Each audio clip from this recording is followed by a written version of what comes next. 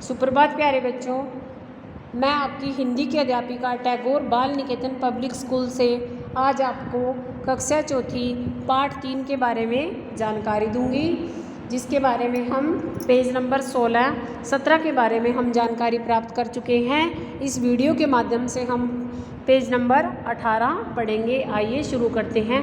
मैं high school में मंदबुद्धि विद्यार्थी नहीं माना जाता था। मंदबुद्धि का अर्थ होता है कमज़ोर, जो पढ़ाई में कमज़ोर हो। पर जहाँ तक याद है, मुझे कभी अपनी होशियारी पर कोई गर्व नहीं था।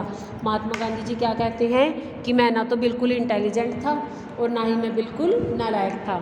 इनाम या छात्रवृत्ति पाने पर मुझे आश्चर्य होता था, लेकिन अपने आचरण की मुझे बड़ी चिंता रहती थी। मेरे हाथों कोई ऐसा काम हो जिसके लिए शिक्षक मुझे दंड दे, तो यह मेरे लिए ऐसा है था। मुझे याद है कि एक बार मुझे मार खानी पड़ी थी। अब महात्मा गांधी जी आपको बता रहे हैं अपने बचपन की यादों में से कि एक बार उनके साथ क्या हुआ था। उनको बचपन में टीचर की मार खानी पड़ी थी। मुझे मार का दुख न था, पर मैं दंड का पात्र समझ गया। इस बात का बड़ा दुख था। यह बात पहली और दूसरी कक्षा की है। महात्मा गांधी जी आपको अपने बचपन की बात बता रहे हैं, जब वह बहुत छोटे थे। दूसरी या पहली या दूसरी ही कक्षा में पढ़ते थे। दूसरी बात 7वीं कक्षा की है। उस समय के हमारे हेडमास्टर कड़ा अनुशासन रखते थे, फिर भी वह विद्यार्थियों के प्रिय थे। वह स्वयं ठीक काम करते और दूसरों से भी ठीक काम लेते थे। पढ़ाते बहुत अच्छा थे।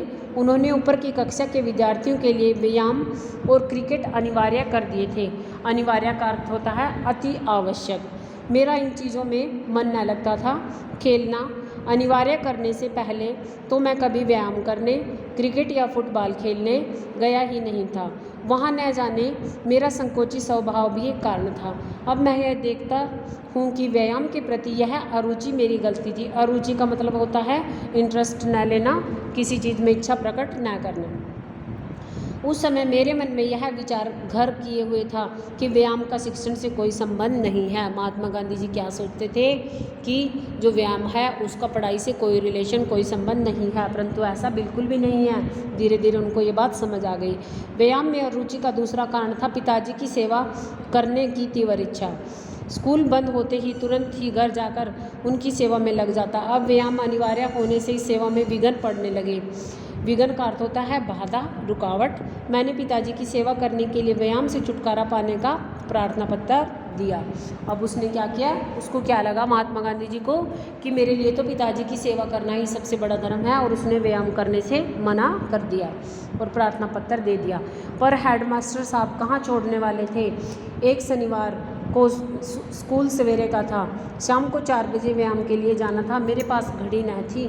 आकाश में बादल थे, इससे समय का पता न चला। बादलों से धोखा खा गया। जब पहुंचा तो सब जा चुके थे। दूसरे दिन मुझसे कारण पूछा। मैंने जो बात थी बता दी। उन्होंने उसे नहीं माना। मुझे 1 या 2 आना ठीक याद नहीं कितना दंड देना पड़ा। जब वो व्यायाम पर नहीं गए तो उन पर कितना दंड लगा बच्चों, कितना उनसे सर ने जुर्माना लिया, 1 या 2 आने। मुझे भारी दुख हुआ। मैं झूठा नहीं हूँ, यह कैसे सिद्ध करूँ।